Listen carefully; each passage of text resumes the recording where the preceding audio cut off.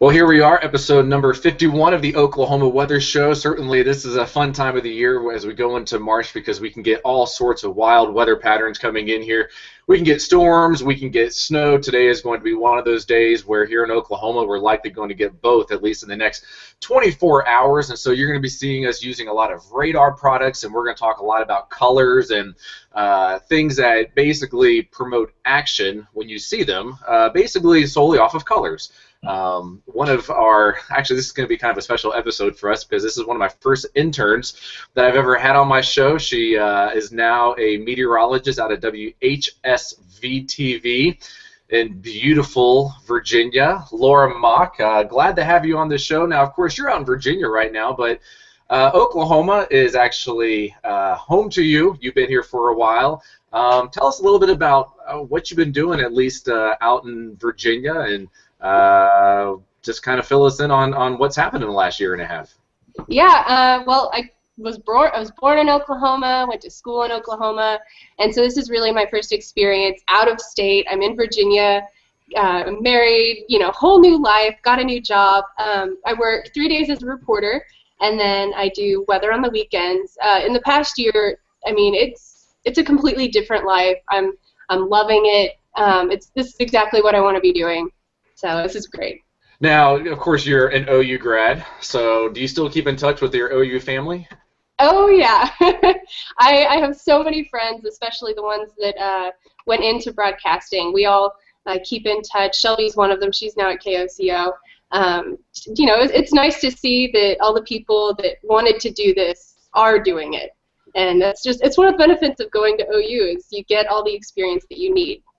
Now, of course, you had it's a big change because I went from Virginia to the Southern Plains. You went from the Southern Plains to Virginia. What's that transition been like for you? Not as much severe weather, which is exactly what got me interested in weather in the first place. I think over the summer, the entire time I was working, we maybe had 1 or 2 tornado warnings for the entire season, which is it's a shock coming from Oklahoma because you're used to seeing tornado warnings and severe thunderstorm warnings, basically almost every week. And so now I'm dealing with a lot more snow, a lot more mountain terrain. That's taken a while to get used to. Oh, but it's so beautiful out there. It's beautiful country. I've been up there quite a bit. We're going to jump into your presentation and your talks in just a little bit.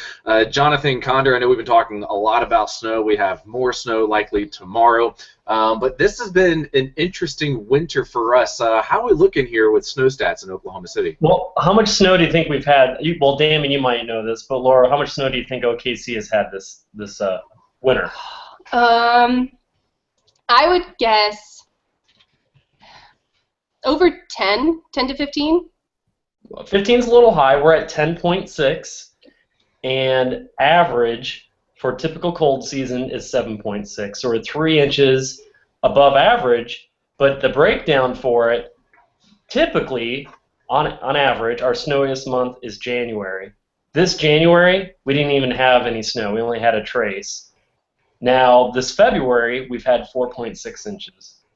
So we're most of it coming, actually, this February has been the snowiest month. Now, here's a question for you. If January is supposed to be, on average, our snowiest month, what month is the snowiest month ever for Oklahoma City, and how much snow did OKC have that month? Snowiest month ever. How much? Can she phone a friend? She can ask a chief. Ask a mentor. I'll guess January. And as for total, I'll say this is the highest ever. I'll guess 20. Wow, now I'm impressed. Okay. Our snowiest month ever was actually in March, and it was March of 1924. Oklahoma City had 20.7 inches of snow. So there you go. The snowiest January ever actually has only had about 16, and that was way back in 1949. But on average, we get 2.8 in January, and on average, January is the snowiest, but the all-time snowiest is March. Now, here's one to blow everybody's mind. Are you sick? OKC, are you sick of the snow? We've had 10.6. Are you sick of it? People are watching the podcast. They can raise their hand. So yes, you know what? I think it's because the snow has come in little waves. It's not like we got a 6-inch snow event and then a 4-inch snow event. It comes in like 1 and 2 inches every couple days. Well, like it's nuisance snow, enough to close down schools, but not really enough that you can really have fun and play in it. Here's the deal: Boston this winter. Get ready for this. 104.1, 104.1 inches for the cold season this winter. Their all-time record, 107.6, and that was set back in 95, 96. So 100 inches is over my head. Well, and Jonathan, this is coming from a guy who, you're from Minnesota. What's a lot of snow for you? So I'll answer that question. 104 inches is 8.6 feet. So that's 8.8. 8 feet 8 inches is 104 inches. 8 feet of snow. I'll be honest with you. That was a long time ago. I don't mean to date myself or anything, but that was a long, long time ago. Average Minneapolis snowfall is like 45 inches in a winter. But I remember we would get a foot of snow, and that was just a snowstorm. 6 inches, they didn't shut down school. We drove in it. I remember swim practice, 6 inches of snow. We just hopped in our cars, and we just drove to swim practice. You're a bunch of 16, 17, 18-year-old kids. 6 inches, woo, no big deal. But you grew up in it. You're acclimated to it. So Now here, if we just mention 3 inches of snow, no one's going to swim practice. No one's going. Hey, Brad, I see that you finally jumped on. I guess we had a little bit of issues there. How's it going? Well, I think the internet must be down in here in our weather center because I've got the other on. But can you hear me now? I've got the phone, the old trusty iPhone. You sound great. And definitely we'll have to get that internet issue fixed, considering that we've got some stuff coming in. Now, I wasn't too sure if you're at work or not today, but kind of just read with us what's happened in the last 30 minutes. I see some stuff has gone up. Yeah, hey, take a look here. I've got they got an advisory out now for us. So this advisory runs through tomorrow. Now, I think the Weather Service has had an issue whether, hey, do we do a warning for this or an advisory for this? Because at what point does an inch or two of sleet become a warning? Because we know for snow, what is it, more than 4 inches is a warning, and for ice it's more than 1/4 inch is a warning, but how much for sleet? So they've got the advisory out right now, but you guys have been looking at the new 12Z, and there's more snow tomorrow afternoon, if that verifies. So that's something watching pretty closely. It's going to be a little bit interesting because it seems as we get closer, the models are kind of ramping up a little bit. Well, and I can tell that the National Weather Service in Norman has just highlighted every single one of their counties. I'm pretty sure Tulsa is probably going to come in there pretty soon as well and issue their counties as well. So this is going to be the real deal for Oklahoma tomorrow. This is going to have a big impact. As a matter of fact, a lady stopped me earlier today and she said, how much snow are we going to get here in Oklahoma City? And I basically told her, look, don't focus so much on snow totals because it's driving in 3 inches of snow or 2 inches of snow is going to be the same. Focus more so on the impacts and the fact that we're going to get some ice. We're going to get all the modes of winter weather that you can get as we go from rain, we go from thunderstorms to rain, to freezing rain, to sleet, and then eventually snow. So tomorrow's going to be sloppy. I know there's going to be school cancellations coming in. It is not going to be a good day. Hey, Laura, I want to bring you into this conversation because, in Oklahoma, as you know, sometimes we can just get school canceled because of 1 inch of snow. What's it like in Virginia? How much snow do the kids have to get on the ground for there to be school closed? It hasn't been a lot that causes that. We get maybe an inch on the ground and school is canceled. But one of the things that's very interesting is the entire county school system. You can have maybe an inch of snow in one corner of the county, but then the part of the county that's in the mountains gets 3 or 4. So if they close, the entire thing closes. So that's been something to watch out for. I'm so glad you said that, by the way, because I grew up in Prince William County, which is just not too far away from where you are. And Prince William County, we had on the eastern part of the county, we actually had the Potomac River, which then emptied into the Chesapeake Bay, so we had low elevation. And then on the western part of the county, we had the mountains. And unlike out here where each town has its own school district, we had just one big county-wide school district. So if one part of the county had to shut down, the whole county shut down. And it was very common for us to shut down when we only had about 1 inch of snow on the ground. Because in the western part of the county where we had some mountains, they had 4 and 5. So I was actually having that conversation not too long ago at work about how I didn't understand how here in Oklahoma we have, you know, the Moore School District and the Norman School District. You know, it's like, well, they're right next to each other. Why don't they just have a county-wide system? So, so glad to hear that you actually mentioned that, and that I wasn't the only one thinking it. So, all right, well, hey, you know what? It's already about 12:11. Laura, I want to jump in and kind of talk a lot about what you did a presentation actually with you being an intern at KOCO. There were times when you were asking for some radar files from me because you wanted to look at the colors. Tell us a lot about what you discovered and your research that you did last year and what you presented to the NWA. The research that we did, it spanned a total of about a year, my entire senior year. Your graphics actually kind of became our guinea pig of what works and what doesn't. So no offense if you hear that something doesn't work. None taken. None taken. But what we really wanted to look at is severe weather, the graphics that we're putting out, what do people respond to, and are the colors we're using, are they effective? I'll see if I can do a screen share. Let's see. All right, can you see that?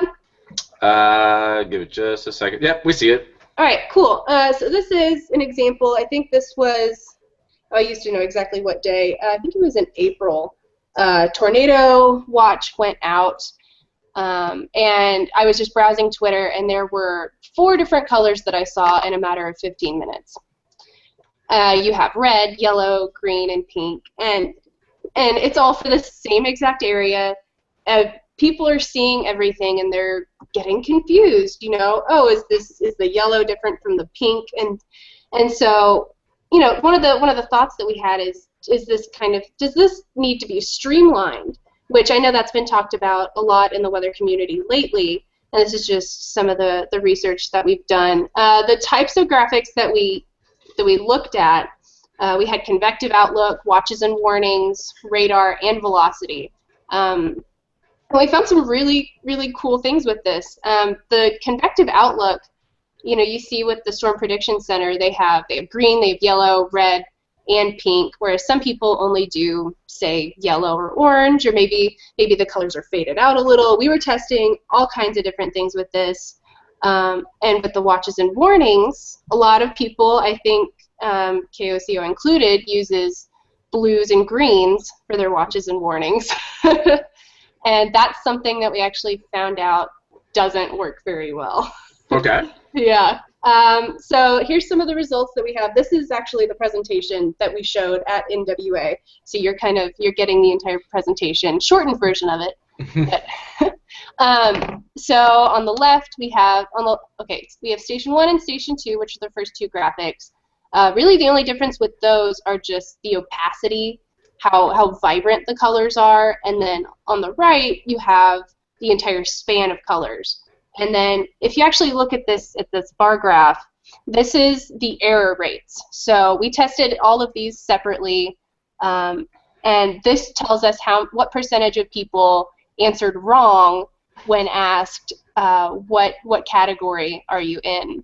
And we actually, you can see Station 3, the green bars, really, really high error rates, and we actually think that has to do with the national scale. But then if you look a little closer with Station 1 and Station 2, with the vibrancy of the colors, Station 1 had more of an error rate, and and the only difference of that is the vibrancy. And so we're wondering if people are getting confused with the colors maybe being faded a little. That was something we kind of looked at. And then this is another convective outlook. This one was whether or not they would prepare in this situation. And we tested all different ranges. We tested absolutely no risk, the slight risk, moderate, high, and of course everything has changed now, but it still applies. Mm-hmm. And we actually found that more people said they would prepare for this situation with the third set of graphics. And the colors on that, because they're more varied, they're not all warm colors. You have the pink in there, the kind of magenta color, and the green indicating the lower risk. We think that kind of has to do with people preparing more often, as well as the national scale of maybe they're not as familiar with exactly where they're located in the category. So that's Convective Outlook. If you guys have any questions, just hop in. No, this is definitely very interesting. Yeah. Watches and warnings. Normally we don't point out whose is whose, but your graphics are on the left. And you have blues and greens. This is stuff that we got directly from you, Damon. Mm-hmm. And then we just kind of adjusted for other stations and kind of to test things out. And then on the right, we have the National Weather Service. They don't have the greens and blues like some of the other stations. And we were also looking at the legend of this. You can see all three of them have different types of legends. Right.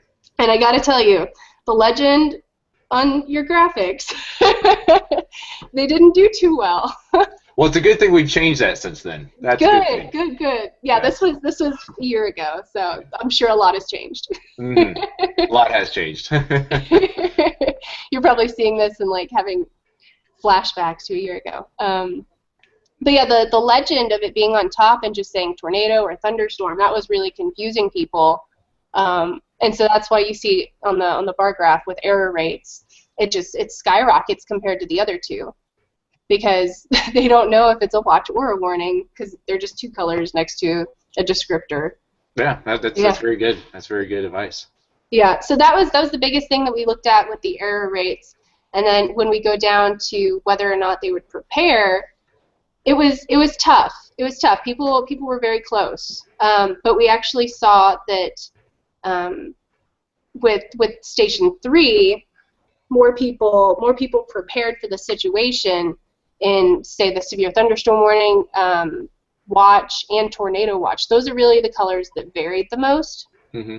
And on Station 3, you don't have those greens and blues. All the colors are warm and elicit more of a danger response. You kind of have to think back to a stop sign, to a stoplight. You know, green is go, yellow is wait or slow down, and then red is stop. And all three of them use red. I don't know who doesn't use red. I think a couple places maybe use black, but we wanted to stick with only already existing color palettes. Yeah. And then radar, this was kind of interesting. With Station 3, more of the National Weather Service, they don't have as much smoothing as, say, television stations. And then in the middle, you have kind of the blue outline as opposed to on the left. And what we actually found was people, I mean, at least in Oklahoma, people have a pretty good idea of what radar means, but a lot of people were just like, I don't know what this means. Give me your legend. Tell me what this means. And of course, we're testing this without, the person in front of it explaining things. This is just, if you turn on the TV, the volume's not on, do you know what's going on? And another good thing that we noticed is a lot of people wanted the image to move. They wanted to know what direction. We have them located basically, right in the middle of the storm, and and people wanted to know, okay, which way is it moving? Is it heading towards me? Which is great, because that means we've actually educated people enough to know, if this is coming towards me, maybe I will take action, but if it isn't, then maybe I don't need to. And then another thing we looked at was the timing of how fast they responded to would I take cover. And number 3 actually had the highest. People were more consistent with the time with when they answered, and maybe it's just because the pixelation, they don't see as well where they are or where the storm is. So that was interesting. That was interesting. And then, okay, velocity. This was a mess. This was a mess of data.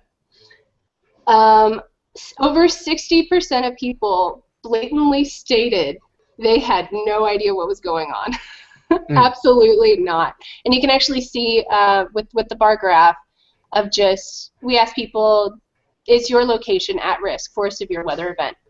That's all we asked. And there's just a straight bell curve in there with the highest amount of people saying neither agree nor disagree because they just had no idea. And then a lot of people thought the green was good, the red was bad, or the white in the Station 2 graphics was snow. Interesting. Yeah, people really had no idea what was going on. And you know, one thing that does make velocity I'm going to say it's non-sexy for television. Yeah. It's because, again, it's looking at two colors really. You're either looking at green or red. Unfortunately, it's not a map that I know a lot of us want to use on air, but when we're in a wall-to-wall situation, as you know, we have to analyze these things live on air. So sometimes the viewer is going to see pure meteorology being had on TV because, again, we're analyzing it live on air. So I know velocity is not always the best thing to use from a viewer standpoint, but from my standpoint, from Jonathan, from Brad, from your standpoint, you have to look at it. Otherwise, you're only going to know really half the story of what's going on. So velocity is certainly a very tough one. Absolutely. And I get that, and I definitely get that. That just shows the importance of needing to explain what we're seeing and explain what this means. I mean, that goes with every single graphic that we show. It just that. I mean, and what we found, it was common sense. You know, red is bad, but just to see the data behind it, it helps. So do you think so? You know, one of the graphics that you showed that we used to have in the past, and obviously we don't have that anymore, but it was the whole tornado warning and the warning and the watch color. And one thing that we have discovered, which is why I know that sometimes we do use green or blue, is that you have to try to find two colors that are complete opposites of each other. Because I've seen sometimes, you know, people will use red for tornado watch and then pink for tornado warning.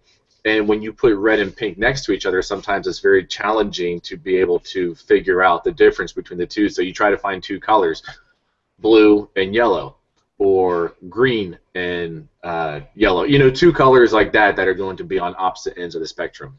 That's also something that's kind of difficult, is finding those colors that contrast enough, but also elicit enough of a response of preparation and seeing that the danger is there. Yeah. And I also think, you know, we live in a world now where I don't even know how many colors we have on the color wheel, but I know whenever I go in 6 colors. Do you think that we should be using 16 colors for telling a weather story? Is that the simplest way to get the story out? Oh my gosh, I have no idea. You know, you want to keep things simple, but you also want to keep things interesting and clear enough. Yeah. You know, I don't know about using 16 colors. and sometimes, you know, you can have blue, you can have light blue, you can have dark blue. Jonathan. Well, I was going to say this. The one thing that I like about the thunderstorm watch being blue and the tornado watch being green is because it doesn't mean it's happening right now. It just means it's possible. So it depends. It all depends, because a lot of times you may have a watch and nothing may actually ever fire in the watch. I mean, it's giving us good lead time, right? So do you want to be like the boy who cried wolf, and every time there's a thunderstorm watch, you got whatever color, let's say yellow, and a tornado watch is pink, tornado warning is red, and a thunderstorm warning is orange. So every single time there's a thunderstorm watch, there's yellow up on the map, and people are like, ah! And you're like, no, there's nothing out there yet. Just calm down. Just we're waiting for it. So I'm a traditionalist. I like the green and the blue, because that's an old school SPC blue box, green box, Outlook deal, right? I mean, that's an absolutely great point. You know, you don't want to freak people out 24 hours before for every single incident. It's a great point. It certainly is challenging, especially because as computers have changed, you were talking about opacity there, Laura. When for the longest time, weather maps and the base maps were just either green or brown, and then all of a sudden we started bringing in this high resolution mapping. You kind of think like Google Earth, and a lot of people said, "Ooh, we have these Google Earth images now. That means that you can zoom in, you can see the cities, you can see the lakes. So now we need to put some opacity in there so people can still see their lakes, and they can kind of make out like where they are in the map." But seeing your research actually really kind of helped me out in that just because you can do something doesn't mean it should be done. And just because you have Google Earth or that type of high-resolution mapping where you can pick out the streets and the neighborhoods, the colors are certainly going to tell the story perfectly, and that opacity probably shouldn't be had because obviously it didn't test very well. And you probably have seen that too as well. You know, I'm pretty sure, you know, at your all station there, you probably have some type of high-resolution mapping, or someone does. And it sounds like a really good idea to want to have that first, but then when you think about it, how much are you really using it? Mm-hmm. You know, if you've got a radar, if you got a tornado coming in, it's not like you're going to be, you know, blurring out the tornado warning or the cell or the radar image so you can see, you know, you can see the town below. So certainly some good information, and that's going to actually make me go into work now. Thanks, Laura, for adding some extra work now to my. I have a question. Yeah. Did you ever ask the people about the verbiage between watch and warning? It still seems like to this day people are confused. They don't know the difference between a watch and a warning. So did you ask people about that? And then here's a little discussion. Do you guys think we need to get away from watches and call watches something else so people can have a association that they know the warning it's happening? What's another word that we could use for watch? Mm-hmm. You know, that's not something we asked explicitly, but at the end of each section we had a place where people could leave comments about anything.